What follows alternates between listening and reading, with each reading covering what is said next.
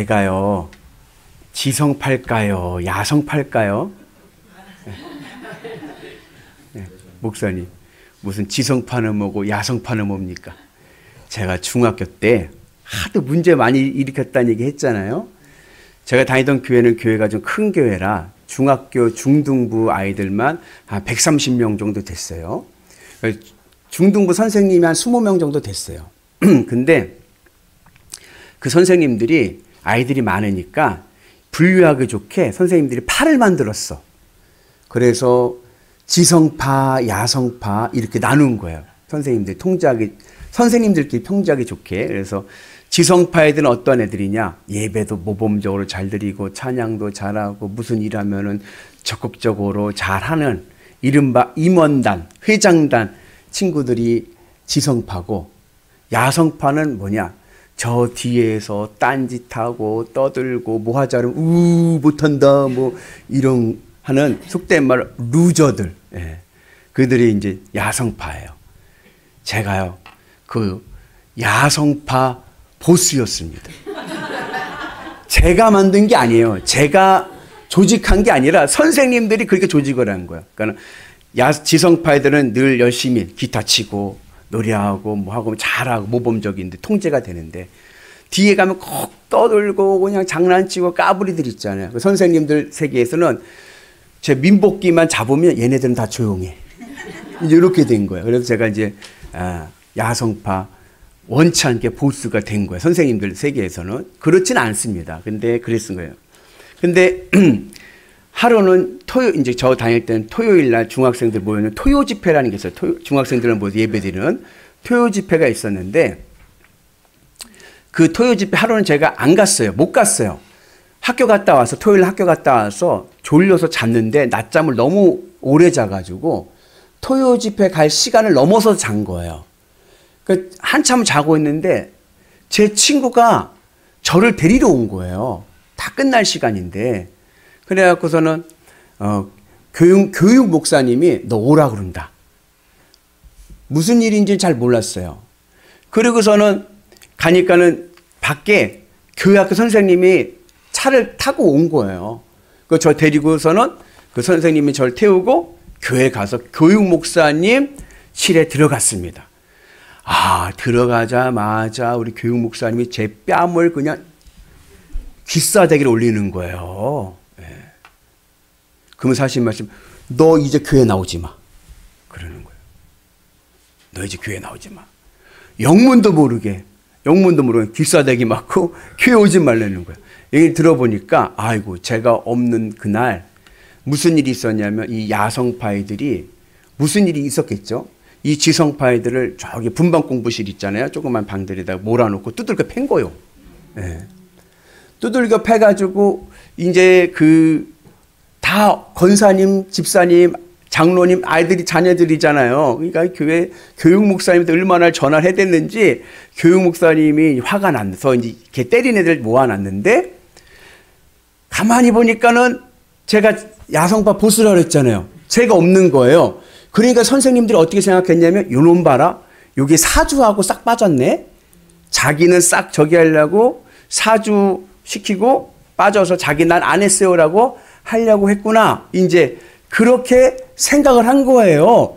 전혀 그러지 않아요. 내용을 들어보니까 우발적이었어. 우리 친구들 얘기가 얘는 잘못이 없다. 우리가 우발적으로 한 거다. 그랬는데도 목사님이고 선생님이고 아무도 그 얘기를 듣지 않는 거예요. 제가 억울해가지고 막 얘기를 해도 아무도 제 말을 들어주질 않는 거예요. 그때에 주영복 선생님이라고 하는 청년 선생님이 있었어요. 그때 나이가 27살인데 직장 생활하던 선생님이셨는데, 그 선생님만 목사님, 복귀가 아무리 까불어도 거짓말하는 애는 아닙니다. 얘 말도 좀 들어주시죠. 근데 제가 뭐 말할 기회를 안 주시는 거예요. 교육 목사 화가 얼마나 났는지 그냥 혼만 내고 교회 나오지 말라고 그러고 다 무릎 꿇혀놓고 교육 목사님 자리에 칠에다가 막 그런 거예요. 그때에 이제 그 주영복 선생님이 저를 또 우리 야성파를 대변해 주는 거예요. 얘네들 그런 애들 아니고 무슨 사연이 있으니까 자기가 선생님께서 보증을 하고 이 문제를 잘 해결하겠다. 그리고 부모님한테도 그 피해 당한 부모님한테도 사과를 하게끔 해가지고 원만히 잘 해결하겠다. 그렇게 얘기를 한 거예요. 그렇게 해서 이제 일단락이 됐어요. 일단락이 되고 이제 우리 주영복 선생님께서 우리 야성파이들 데리고 저 교회 뒤편으로 데려갔습니다. 그 예배당 뒤편에 담화하고 사이에 이렇게 공터가 이게 좀 넓은 공간이 있었어요. 그곳에 탁 와갔는데 선생님이 마포자루 하나 갖고 오시라고. 마포자루 갖고 와서 오늘 이 일은 우리 모두의 잘못이다. 우리 같이 맞자. 그러는 거야. 줄받다요, 줄받다. 줄받다는 뭐냐면 내가 이제 세 대씩 때리는 거예요. 그럼 내가 세 대 때리면 그 다음 애가 또 세 대씩 때리는 거예요. 그리고 누구까지냐 선생님까지. 선생님이 같이 맞은 거예요. 그러니까 맨 처음에 누가 때렸냐면 선생님 모범을 때리고 이렇게 때려야 된다 하면서 쎄건 때리는 거예요. 그리고 나서 그보다 약하면 다시야. 그러니까 어떻게 쎄건 때리면서 선생님까지 다 줄바따로 뱅글뱅글 다 맞은 거예요. 그렇게 맞고 난 다음에 선생님께서 슈퍼에 가서 우유와 과자와 빵을 사갖고 오셔서 둘러 앉아가지고 이제 넋두리를 이제 얘기하시는 거면서 그 선생님이 자기 어려운 얘기를 하는 거예요. 지금은 좀 그렇지 않을 텐데 그때만 해도 이제 그랬던 것 같아요. 이 선생님 27살인데 자기가 실연을 당했대. 그런데 우리들이 얘기를 하는 거예요. 자기도 힘들다는 걸 얘기하는 거죠. 왜 실연을 당했냐면은 이분은 상업고등학교 졸업이에요. 고졸이에요. 학력의 고졸. 근데 이분이 상고해가지고 숙명여대 교직원으로 들어간 거예요. 그 이제 재무 보는 쪽으로 들어갔겠죠. 그래서 숙명여대 이제 교직원으로 이렇게 해서 이제 직장 생활을 하다가 거기 학생하고 이제 연애를 하게 된 거예요. 숙명여대 학생하고. 연애를 해가지고 이제 결혼을 진지하게 얘기할 정도가 된 거예요. 근데 그때만 해도 여자친구가 자기가 대졸인 줄 알았다는 거예요. 근데 연애하다 보니까는 이제 고졸인 걸 안 거예요. 상고. 그래가지고 여자친구가 그만 만나자. 그리고 실연을 당했다는 거예요. 그래서 그런 얘기를 우리한테 얘기를 하는 거예요. 동정도 가고, 예. 그러면서 좀 안타깝기도 하고, 제 마음도 좀 그렇고, 그러면서 그렇게 솔직하게 진솔하게 이야기하시는 그 선생님 얘기를 들으니까 제 마음이 열렸어요. 열리고 그 선생님을 좋아하게 된 거예요. 우리 주영복 선생님을. 그래가지고 그렇게 좋아하는 마음이 생기고 존경하는 마음이 생기니까 그 다른 선생님의 말은 듣지도 않고 까불고 무시하고 막 그랬던 애가 주영복 선생님이 얘기하면은 듣는 거예요. 주영복 선생님의 말씀에 컨트롤을 당하는 거예요. 예배 시간에 막 까불다가도 딴 선생님이 야 조용히 하면은 에이 그냥 무시하고 까불던 애가 주영복 선생님이 야 거기 좀 조용히 해 그러면은 제가 야 조용히 하래잖아. 조용히 하자. 예배 드리자. 이렇게 바뀌는 거예요. 그렇게 주영복 선생님에게 컨트롤 당하고 그 선생님의 말씀에 내가 이제 움직이는데 그게 기쁜 거예요. 그게 즐거운 거예요. 갑갑하게 왜 잔소리야 이게 아니라 선생님이 나에게 이렇게 말씀해 주는 게 나에게 대한 관심이고 나에게 사랑이라는 걸 느껴지니까 그게 좋은 거예요. 그리고 이제 토요일 날 토요 집회 끝나면 애들 나가면 또 막 까불고 막 놀잖아요. 그러니까 주영복 선생님이 저를 야 너는 선생님하고 30분만 성경 공부 더 하고 가자. 그러는 거예요. 얼마나 놀고 싶어요. 가고 친구들 다 나가는데 난 30분도 잡혀서 그 성경을 또 봐야 돼요. 네. 근데도 그 시간이 너무 좋은 거예요.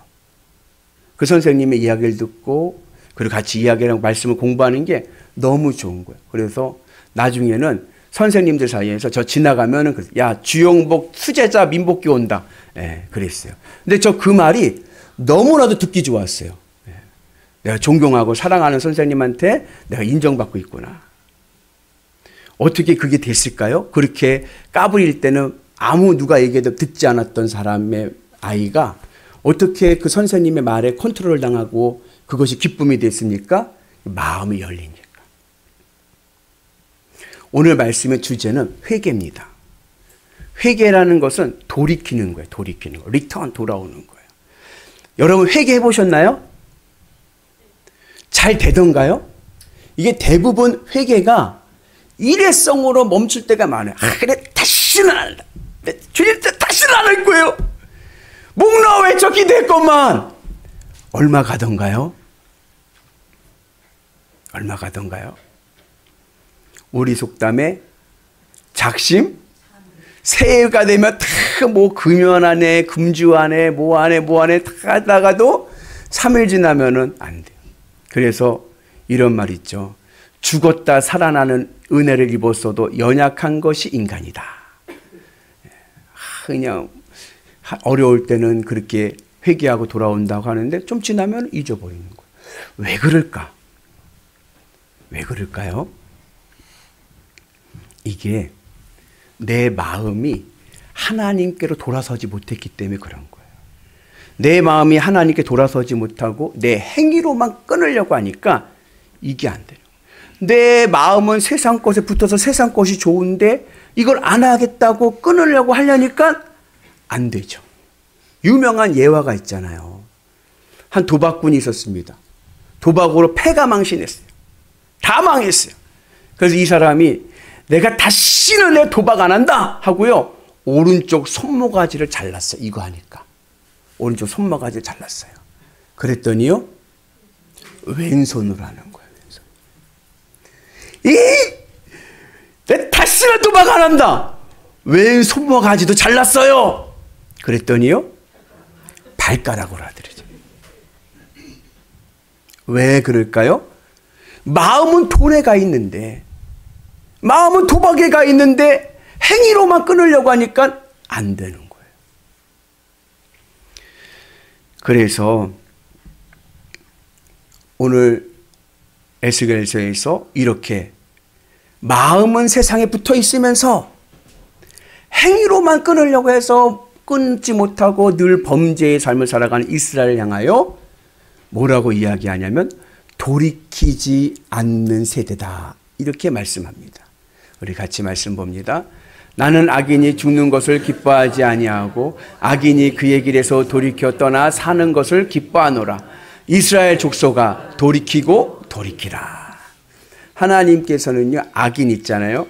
그 문제가 있고 어려움이 있는 사람을 심판하는 것보다 하나님이 뭘 좋아하세요? 회개하고 돌아오는 것을 더 좋아하시는 거예요. 우리는 이럴 때가 있어요. 나를 괴롭히고 나를 못 살게 하는 그 왼수 덩어리가 어떻게 됐으면 좋겠어요? 망해서 없어졌으면 좋겠어. 꼴도 보기 싫어. 근데 하나님은 그것보다도 그가 회개하고 돌아오는 것을 더 원하시는 거예요. 그리고 우리가 그렇게 돌아와서 돌이키기 위해서 중요한 것이 뭐예요?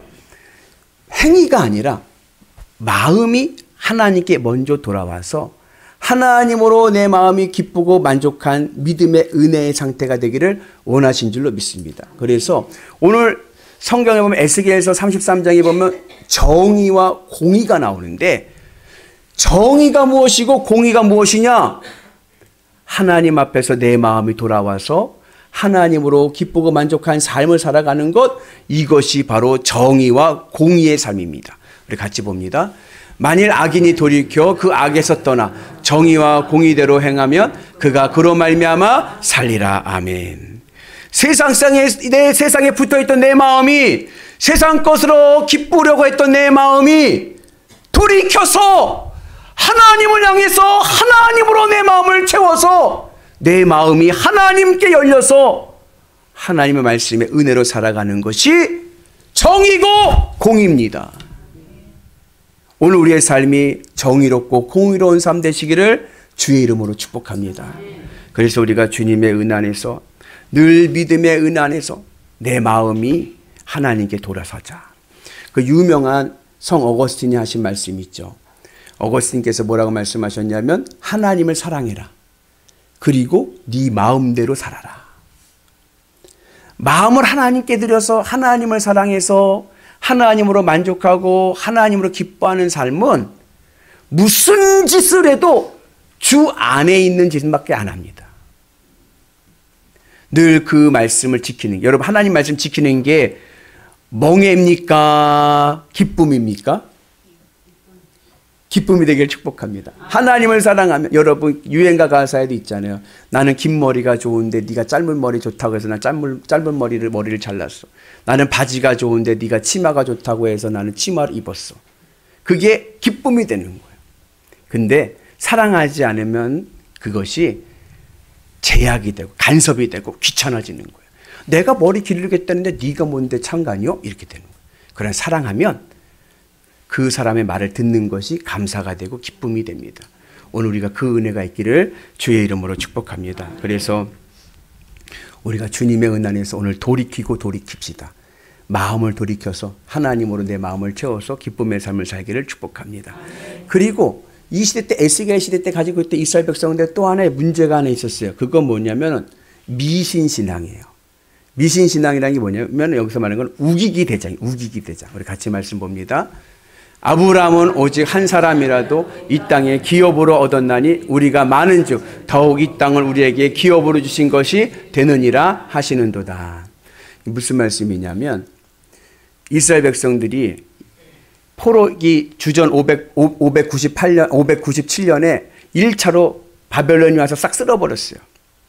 그래가지고 그때 에스겔이 바벨론으로 포로로 끌려갔어요. 근데 그때 끌려가지 않고 아직 나라가 망하지 않았을 때 예루살렘 성전이 아직 남아있을 때 거기에 예루살렘에 살던 자들이 있어요. 남은 자들. 그들이 어떤 생각을 하냐면 우리는 안 망했다. 다 망해서 포로기로 끌려갔는데 우리는 살았다. 우리는 잘났다. 우리에게는 예루살렘 성전이 있다. 우리에게는 아브라함의 언약이 있다. 그러니 우리는 안전하다. 그러면서 지 하고 싶은 대로 다 하는 거예요. 삶은 지 하고 싶은 대로 할지 못할지 다 하면서 우리에게는 아브라함의 언약이 있다. 우리에게는 성전이 있다 하면서 자신들의 삶에 변화가 없는 거예요. 그리고 우기는 거예요. 하나님 우리 성전에 있으니까 무조건 복 주세요. 삶은, 마음은 딴 데 가 있는데 하나님 앞에 우기면서 복을 달라고 하는 거예요. 어느 장로님이, 죄송합니다. 장로님들이 그러셨다는, 우리 교회 장로님들이 그랬다는 게 아니라 어느 장로님이 술을 이빠이 마시고 고주망태가 돼서 갈지자로 막 이러고 가는 거예요. 가다가 담임 목사님을 만난 거예요. 그 담임 목사님 깜짝 놀라가지고 장로님 이거 어찌 된 일입니까? 했더니 그 장로님 하신 말씀이 목사님 걱정하지 마십시오. 택한 백성이 어디 가겠습니까? 걱정하지 마세요. 그랬다는 거예요. 어디 안 가긴 어디 안 가요. 하나님 심판날이 있는 거죠. 여러분 내 믿음 안에서 믿음을 지키는 것이 중요합니다. 우리가 막 우기기 대장하는 사람 보면 어때요? 대책이 없어요. 야 이건 참 어렵다. 예. 이제는 그렇게 그냥 내 마음대로 하나님 복 줄 거야 안 줄 거야? 하나님 무조건 복 주셔야 돼. 복 주셔야 돼. 복 주셔야 돼. 그러지 마시고 먼저 내가 하나님께 마음을 여십시오. 하나님께 회개하고 주님 앞에 마음의 문을 열어서 내 마음이 주님으로 기뻐하고 만족하고 행복하면 하늘의 복이 넘쳐날 줄로 믿습니다. 그 은혜가 오늘 우리 가운데 임하시기를 주의 이름으로 축복합니다. 그리고 그렇게 회개한 자들에게 주어진 사명이 있습니다. 그게 바로 파수꾼의 사명입니다. 33장 앞부분에 파수꾼에 대한 이야기가 나오는 거예요. 여러분 파수꾼, 여기서 말씀한 파수꾼은 어떠한 사람이냐면 이런 거예요. 성 꼭대기에서 바깥을 관찰하는 겁니다. 보초를 서서. 그래서 밖에서 외적이 쳐들어오는지 안 쳐들어오는지 보고 외적이 쳐들어올 때 성 안에 있는 사람들에게 뭐예요? 알려주는 거예요. 북을 치든지 나팔을 불든지 적군이 옵니다. 알려줘요. 그래서 파수꾼의 사명은 뭐냐면 그렇게 적군이 쳐들어올 때 그 성 안에 있는 사람들에게 비상! 비상! 적군이 옵니다! 그렇게 알리는 게 사명인 거예요. 그 말을 듣고 피난을 가든지 안 가든지는 그들 책임이죠. 그죠? 그런데 그러지 않고 파수꾼이 적군이 쳐들어왔는데도 아무 말을 하지 않고 있다가 이 성이 함락이 됐어. 그러면은 그들의 피값을 누구에게 물어요? 파수꾼에게 묻는다는 거예요. 오늘 우리가 이 시대에 복음의 파수꾼 되기를 축복합니다. 어느 곳에 가든지 회개한 자의 삶의 표징이 뭐냐? 복음 자랑입니다. 늘 복음을 자랑하고 하나님의 은혜 안에 살아가는 은혜가 있기를 축복합니다. 제가 많이 얘기해서 우리 교우들은 많이 아는 이야기죠. 제가 초등학교 6학년 때 종민이라고 하는 친구를 전도해가지고 아시죠? 네. 그래가지고 전도를 했는데 여름성경학교 시작할 때 걔 초신자인데 야 내일부터 여름성경학교 하니까 빠지면 안 돼. 꼭 나와야 돼. 그 종민이요. 응 알았어. 네. 그리고 저는 어떻게 했다 그랬죠? 저는 피서 갔어. 피서. 얘 보고 여름성경학교 빠지면 안 된다고 얘기하고 나는 피서를 갔어. 그 다음 주일날 걔가 집 가서 야 종민아 교회 가자 했더니 걔가 안 가. 다시는 교회 안 다녀. 너 나한테 뭐라 그랬어? 너 여름성경학교 빠지지 말라 그랬지? 내가 너 언제 오나 늘 기다렸는데 나 혼자 거기다 두냐? 난 다시는 안 간다. 아, 그게 제 마음에 늘 걸렸다 그랬잖아요. 그 2탄입니다. 제가 중학교 3학년 때. 아까 중학교 2학년 때 제가 이제 그렇게 되고 나서 우리 주영복 선생님 덕에 제가 이제 변화돼 갖고 신앙생활을 잘하게 됐어요. 그래가지고 우리 반 아이에 박창범이라고 하는 아이를 제가 전도했어요. 이 창범이는 가정 형편은 좀 불우해 어려운데 공부를 참 잘하던 좋은 친구였습니다. 그래가지고 제가 이 친구는 참 진짜 전도해야겠다 해갖고 전도를 했어요. 아 근데 얘는 공부를 잘해서 그런지 호기심이 많아. 물어보는 것도 많고 오지랖이 왜 이렇게 넓은지 다 그냥 가는 거예요. 다. 아이고 그러니까는 내가 전도를 제가 했는데 너무 귀찮은 거야 얘가. 물어보는 것도 많고 가는 것도 많고 나보다 뭐 더 설쳐대는 거요. 네. 야, 제 마음에 야 쟤는 교회 이제 그만 나왔으면 좋겠다. 너무 피곤하다. 내가 너무 피곤한 거야. 걔 데리고 다니려니까. 아 나는 빨리 집에 가고 싶은데 뭐 하자 그러고 뭐 안 갈 때 갈 때 다 껴들고 막 그러니 간섭해야 되니까. 결국에는 고1 때 걔를 떨어뜨려 버렸습니다. 얼마나 편한지. 그 핏값 누가 받아요? 누가 받아요? 내가 받는 거.